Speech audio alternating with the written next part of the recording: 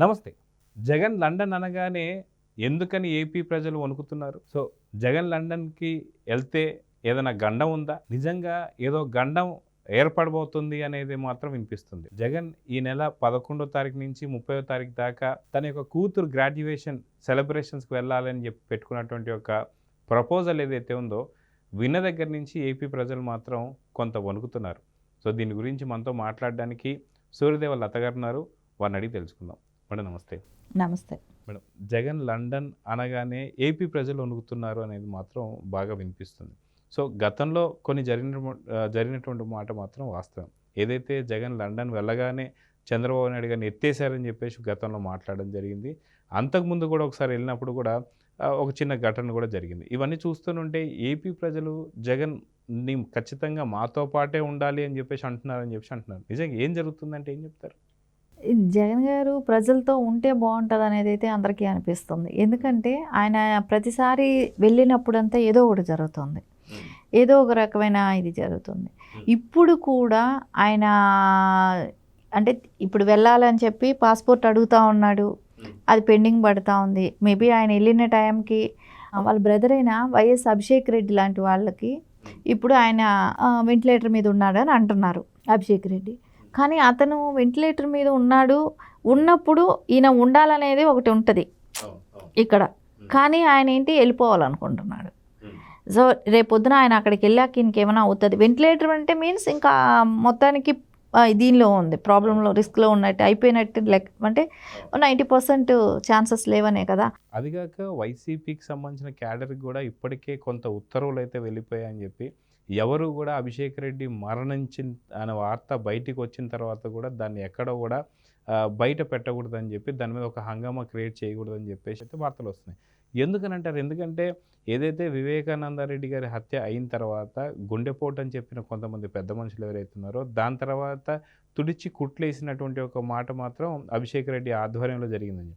అదిగాక ఏదైతే సిబిఐ ఎంక్వైరీలో కూడా ఖచ్చితంగా వాంగ్మూలంలో కూడా ఖచ్చితంగా ఈయన ఇది హత్య అయ్యుండొచ్చేమో అన్నట్టుగా వార్త ఏదైతే వాంగ్మూలం ఇచ్చిన తర్వాత నుంచే తను ఇప్పుడు కొన్ని నెలలుగా అంటే కొద్ది రోజులు కాదు లేదా కొన్ని వారాలు కాదు, నెలలు తరబడి ఒక చాలా యువకుడైనటువంటి ఒక అభిషేక్ రెడ్డి ఇలా ఉంటున్నాడు అంటే, ఇప్పుడు జగన్ లండన్ వెళ్తున్నాడు అంటే ఖచ్చితంగా వివేకానంద రెడ్డి గారి హత్య కేసు ఏదైనా బయటపడే అవకాశం ఉందంటారా?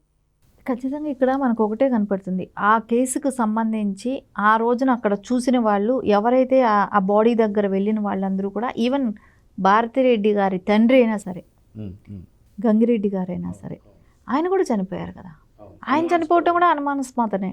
అసలు అది ఒక తండ్రి కూడా, అంటే అది భారతిరెడ్డి గారికి అనిపించాలి మనకు కన్నా కూడా ఎక్కువ.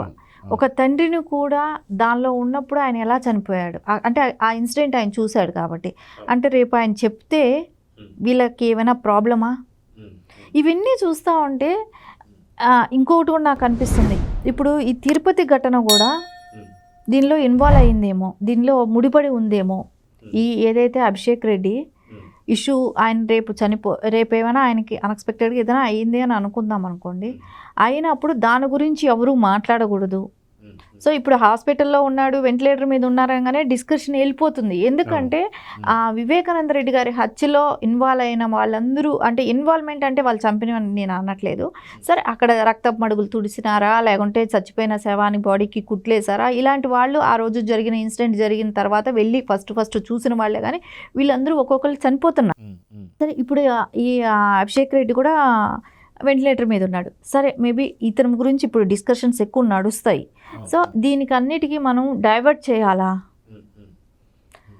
ఒకటి డైవర్ట్ చేయటం, ఇంకొకటి కూటమి ప్రభుత్వం మీద నింద పెట్టాలి. ఈ రెండు విషయాల్లో వీళ్ళకి ప్లాన్ ఉంటుంది మేబీ. సో ఈ విషయాన్ని పక్కన పెట్టి ఇది స్టార్ట్ చేస్తే తిరుమల ఇన్సిడెంట్, అదే తిరుపతిలో ఏదైతే జరిగిందో, సో దానిలో చూస్తుంటే పక్కా వైఫల్యాలు కనపడుతున్నాయండి. వైఫల్యాలు అధికారులతోనే చేయించారు. అధికారులు కూడా ఇంకా స్వామి భక్తి వదలట్లేదు. ఆ తిరుపతి జగన్మోహన్ రెడ్డి, ఇంకెవరండి ఆయన స్వామి భక్తి, ఏడుకొండలు కూడా ఉన్నారు కాబట్టి ఆ స్వామి భక్తే కానీ ఉంటే వాళ్ళకి పాపభీతి అనేది ఉంటుందండి. ఇక్కడ ఆ స్వామి భక్తి కానీ ఉంటే మనం తప్పు చేస్తున్నాం, అనే పాపభీతి అనేది ఉండేది.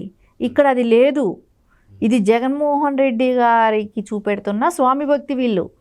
దాని మూలానే అసలు ఇన్సిడెంట్ జరిగిన 20 minutes వరకు కూడా అంబులెన్స్లో డ్రైవర్లు లేకుండా ఉన్నారు అని అంటే ఆడ ఇన్సిడెంట్ గేట్లే అది వాళ్ళని ఒకేసారి వదలటం ఒకే టైము, ఇక్కడ అంబులెన్స్లకి డ్రైవర్లు లేకుండా ఉండటము ఒకే టైం. అది ఎలా జరుగుతుంది? అంటే అప్పటికి కూడా ప్రెస్ మీట్ ఏదైతే గతం అంటే ఈ ఘటన జరగక ముందు రోజు కూడా ఏదైతే బిఆర్ నాయుడు గారు చైర్మన్ గారు ఎవరైతే ఉన్నారో ఆయన ప్రెస్ మీట్ పెట్టి కూడా చెప్పినటువంటి ఒక విషయాలు ఏంటంటే ఖచ్చితంగా ఏదైనా సరే గొడవలు జరిగే అవకాశం ఉందేమో, ఇక్కడ ఏదైనా జాగ్రత్తలు తీసుకోవాలని చెప్పి అధికారులకు సూచించినప్పుడు కూడా వాళ్ళు పోలీసులను ఒక 5,000 మంది పోలీసు భద్రతను మేము పెంచుతున్నాము అన్నట్టు కూడా చెప్పడం జరిగింది. అదే గతంలో కూడా ఇక్కడ ఏదైనా కుట్రకోణం జరగవచ్చేమో అని చెప్పి కూడా బిఆర్ నాయుడు గారు అన్న మాట మనం చూసాం. అది కాక ఎలక్షన్ టైంలో మీకు బాగా గుర్తుంటే మనం ఏదైతే ప్రకాశం బ్యారేజ్కి సంబంధించినటువంటి ఒక ఇన్సిడెంట్ జరిగినప్పుడు కూడా బ్రహ్మోత్సవాల టైంలో ఖచ్చితంగా ఏదైతే విష సర్పాలను వదలబోతున్నారు అనేటువంటి వార్తలు ఏదైతే ఉన్నాయో ఇంటెలిజెన్సీ రిపోర్ట్ వచ్చిందని చెప్పేసి అయితే విన్నాం. సో అప్పుడు వాళ్ళు దాన్ని వాయిదా వేసుకొని ఇప్పుడు ఇలాంటి టైంలో ఏదైనా పెట్టుండొచ్చు అని చెప్పి అనుకోవచ్చా? ఖచ్చితంగా ఇక్కడ చూస్తుంటేనండి ఒకటే అనిపిస్తుంది, ఒకేసారి అందరినీ వదలాలనే ఆలోచన ఎందుకు వచ్చింది? సో అలాంటి ఇప్పుడు అక్కడ మనం చూస్తే డిపార్ట్మెంట్ వైఫల్యాలు వాళ్ళే ఎందుకు లేపేశారు? వాళ్ళే జనాన్ని ఒకేసారి మూవ్ చేయించడానికి కారణం ఏంటి? అంబులెన్స్లో డ్రైవర్లు లేకుండా ఉండటం ఏంటి? అంబులెన్స్లోనే డ్రైవర్ లేదు. ఆ డ్రైవర్లను కూడా ఎవరు వెళ్ళి వెతుక్కున్నారండి? భక్తులు వెళ్ళి వెతుక్కుంటున్నారా? వాళ్ళు వెతుక్కుంటున్నారంట. అంటే ఈ డిపార్ట్మెంట్లో వాళ్ళు కూడా ఏ రకంగా ఇచ్చేశారు? సరే మీరు ఇంకొకటి అండి, ఏదైనా అవ్వచ్చు, కానీ భక్తులని కూడా ఎలా ట్రీట్ చేశారు? మనం ఆ విజువల్స్ చూస్తుంటే చాలా బాధాకరమైన విషయంగా ఉంది. ఏంటంటే వాళ్ళని మనుషులుగా ట్రీట్ చేయట్లేదండి, భక్తుల్ని ఏదో ఒక వస్తువుల్ని ఇసిరేస్తారు చూసారా, అలా ఇసిరేస్తున్నారు, ఇసిరి తోస్తున్నారండి. వాళ్ళు అక్కడి నుంచి తప్పించుకున్న ఇంకొక చోట వెళ్ళి పడి ఇంకొక దెబ్బ తగిలించుకుంటున్నారు. ఆ రకంగానే ట్రీట్ చేస్తారు డిపార్ట్మెంట్ వాళ్ళు. అయితే మామూలుగా మనం చూసుకుంటే తిరుమల తిరుపతి దేవస్థానం ఏదైతే ఉందో ఈ యొక్క దేవస్థానంలో చూసి మరి అయోధ్య కావచ్చు మిగతా దేవాలయాలు అయితే ఉందో క్రౌడ్ని ఎలాగా మేనేజ్ చేయాలి అనేది తిరుమల తిరుపతికి వచ్చి నేర్చుకున్నటువంటి ఒక సందర్భం మనం చాలా చూసాం. ఎందుకంటే ఇంత అంటే ఎవ్రీడే రద్దీగా ఉండేటువంటి పుణ్యక్షేత్రం ఏదైనా ఉందంటే ఖచ్చితంగా తిరుమల తిరుపతి. ఇది ప్రపంచవ్యాప్తంగా అందరికీ తెలిసిందే. అలాంటి తిరుమల తిరుపతిలో ఇలాంటి ఘటన జరిగింది అంటే అదిగాక ఇదే ఘటన జరుగుతున్న టైంలోనే లండన్ ప్రయాణం అంటే నిజంగా ఇక్కడెక్కడో లింకులు ఉన్నాయని చెప్పి అనుకోవచ్చు. ఇంకొకటి కూడా నాకు డౌట్ వస్తుంది, వాళ్ళు వచ్చిన పోలీస్ డ్రెస్లో వేసుకొని భక్తుల్ని ఇలా లాగి పడేస్తున్న వాళ్ళు పోలీసులేనా? నాకు అనుమానం కూడా వస్తుంది. ఎందుకంటే ఒక పోలీసుగా ఉన్న వ్యక్తి అలా చేశాడంటే ఏదైనా జరిగితే రేపు పొద్దున వాళ్ళు నన్ను క్వశ్చన్ చేస్తారు, ఏదైనా అవుతుందని ఒక భయం ఉంటుంది, విజువల్స్ ఉంటాయి, ఏదో ఒకటి దొరుకుతారని. వాళ్ళు డ్రెస్సులు వేసుకొని ఎవరైనా వచ్చారా? గతంలో మనం చాలా చూసాం ఎలక్షన్లో అప్పుడు కూడా. ఈ జనాలు ఉన్న చోట ఇట్లాంటి ఇన్సిడెంట్లు మనం చూసాం గతంలో. ఎస్పెషలీ బాబు గారిది ఎక్కడైనా ఆయన మీటింగ్లు ఉన్న చోట ఎన్నిసార్లు తొక్కిసలాట చేయించలేదు? ప్రధానమంత్రి గారి యొక్క ఆధ్వర్యంలో కూడా సభ నిర్వహించినప్పుడు కూడా జరిగింది ఇదే కాబట్టి. కాకపోతే ఆ టైం కొంచెం ఏదో మంచిగా నడిచేది, ఏదో కొంచెం తొక్కిసలాటైనా కొంచెం ఊపిరి పీల్చుకునేటట్టు అయ్యింది. కానీ ఈ రోజున ఇదంతా కూడా అవటం చూస్తుంటేనండి వాంటెడ్లీ చేయించారండి. అది మనకు స్పష్టంగానే తెలుస్తోంది. మనుషుల్ని మనుషులుగా కూడా ట్రీట్ చేయలేదు వాళ్ళు. అంబులెన్స్ దగ్గర డ్రైవర్లు లేకపోవటం ఏంటి అసలండి? అది ఆ టైంలో అక్కడ టోకన్లు ఇస్తున్నారు అనేది తెలిసినప్పుడు అప్పుడే తొక్కిసలాట ఒకవేళ జరుగుతుందేమో అని అంబులెన్స్లు ఎందుకు పెడతారు? ఇట్లాంటి తొక్కిసలాట జరిగితే వాళ్ళు సేవ్ చేయడానికే కదా. సో అక్కడ వదులుతారు అనే టైంలో వీళ్ళు ఎట్లా మిస్ అవుతారండి? ఇంకా కూడా తిరుమల కొండపైనే కానివ్వండి, తిరుమలలో కానివ్వండి, డిపార్ట్మెంట్లో కానివ్వండి, అన్ని చోట్ల మున్సిపల్ ఆఫీసుల్లో కానివ్వండి, అన్ని చోట్ల కూడా ఇంకా చాలామంది స్వామి భక్తి చాటుకుంటూ ప్రభుత్వానికి వ్యతిరేకంగా పనులు చేసేవాళ్ళు చాలామంది ఉన్నారండి. వాళ్ళందరికీ కూడా నేను అనేది గట్టిగా పనిష్మెంట్ అండి. ఇప్పుడు ఈ రోజున ఇక్కడ తెలంగాణలో ఏదైతే తొక్కిసలాట జరిగిన దానికి యాక్షన్ తీసుకున్నారు. కానీ ఇది అధికారులు వేరే వాళ్ళ కోసం చేస్తున్న పనులు ఇవన్నీ. సో వాళ్లకు కూడా అలాంటి ట్రీట్మెంట్ ఇస్తే నెక్స్ట్ ఇంకొకళ్ళు కూడా చేయరనే అనిపిస్తుంది.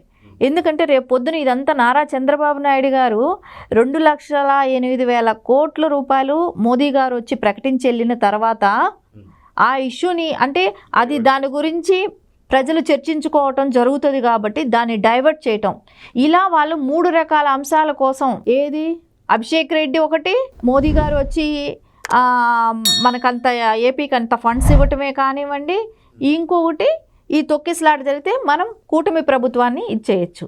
ఈ 3 రకాలుగా వాళ్ళు ఆలోచించి ఇలాంటివి చేశారు. అంటే లండన్ ప్రయాణానికి సిద్ధం. అంతే, డెఫినెట్గా ఇప్పుడు ఆయన వెళ్తున్నాడా అని అన్నప్పుడు ఏదో ఒకటి జరుగుతుంది. సో ఆ రకంగానే స్కెచ్ వేస్తాడు. ఈ లండన్ ప్రయాణం వెళ్ళేటప్పటికంతా ఎప్పుడైనా మీరు లాస్ట్ టైంలో కూడా ఏదో జరిగింది, వరదలు అప్పుడు కూడా క్యాన్సిల్ అయింది కదా, ఆ బోట్లు కుదించడం జరిగాయి. ఎప్పుడు కూడా ఆయన లండన్ అన్నప్పుడంతా ఏదో ఒకటి జరుగుతూ ఉంటుంది ఇక్కడ. అంటే ఇదంతా ప్రీ ప్లాన్డ్గానే చేస్తున్నాడు. ఇంకా ఆయన మీద ప్రేమతో జగన్మోహన్ రెడ్డి గారి తొత్తులు ఇంకా కూడా అధికారులు ఉన్నారు. దానికి నిదర్శనమే మనకు ఈరోజు జరిగిన తిరుపతిలో జరిగిన తొక్కిసలాటే కానివ్వండి. ఎందుకంటే ఇప్పుడు బిఆర్ నాయుడు గారు చెప్తుంటే కూడా పట్టించుకోకపోవటం ఏంటండి? ఇప్పుడు ఆయన వెళ్ళి కర్ర పెట్టుకొని నిలబడలేడండి. ఎవరికైనా సపోర్టే అడగగలుగుతారు, డిపార్ట్మెంట్ని సపోర్టే అడగగలుగుతారు. కానీ ఇంత నిర్లక్ష్యం, జీతభత్యాలు కూడా తీసుకుంటుంది కూడా వాళ్ళ విధులు నిర్వహిస్తానికే కదా. ఇంత నిర్లక్ష్యం ఎలా వ్యవహరిస్తారండి? బాబు గారు ఎంత నమ్మకం ఉంటే కానివ్వండి, ఆయన తిరుపతిలో ఒక డిపార్ట్మెంట్లో ఉండే వాళ్ళని అక్కడ ఉంచాలన్నప్పుడు వాళ్ళ ఇది చూస్తారు. సో అట్లాంటి వాళ్ళకి అక్కడ ఆ స్థానం కల్పిస్తారు. సో అలాంటి స్థానంలో ఉన్న వాళ్ళు ఈ రోజున ఇలాంటివన్నీ జరుగుతున్నాయంటే ఆయన మనసు ఎంత బాధపడుతుంది? అక్కడ ప్రజలను ఏ రకంగా ఇబ్బంది పెట్టినట్టు. ఇప్పుడు పక్క రాష్ట్రాల నుంచి వచ్చి ఇక్కడ చనిపోతే మన రాష్ట్ర పరువు ఏమిటండి? లెజెండరీ సీఎం మనకు ఉండేది. ఆ లెజెండరీ సీఎంని అప్రదిష్ట పాలు చేస్తున్నారు వీళ్ళంతా. అవతల ఉన్నది వైఎస్ జగన్మోహన్ రెడ్డి.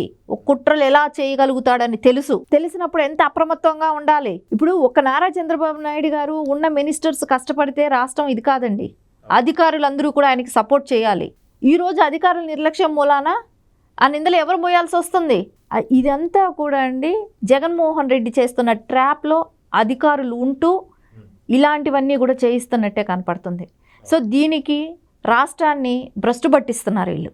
ఇలాంటి వాళ్ళందరినీ కూడా ఇప్పుడు బాబు గారు వచ్చి వెళ్ళిన తర్వాత ఇన్వెస్టిగేషన్ జరుగుతుంది. సో ఎవరి మూలాన ఇది తప్పులు జరిగాయని తెలుస్తుంది. తెలిసినప్పుడు వాళ్ళని బర్తరఫ్ చేయాల్సిన అవసరం అయితే ఖచ్చితంగా ఉంది. సో చూద్దాం మేడం, ఖచ్చితంగా ఇవన్నీ జరుగుతున్నటువంటి సందర్భంలోనే ఏపీ ప్రజలు అందరూ కూడా జగన్ ఎక్కడికి వెళ్ళొద్దు, మాతో పాటే ఉండు అనేటువంటి ఒక నినాదం మాత్రం వినిపిస్తుంది. చూద్దాం ఏం జరుగుతుందో. Please subscribe to Leo News for more videos.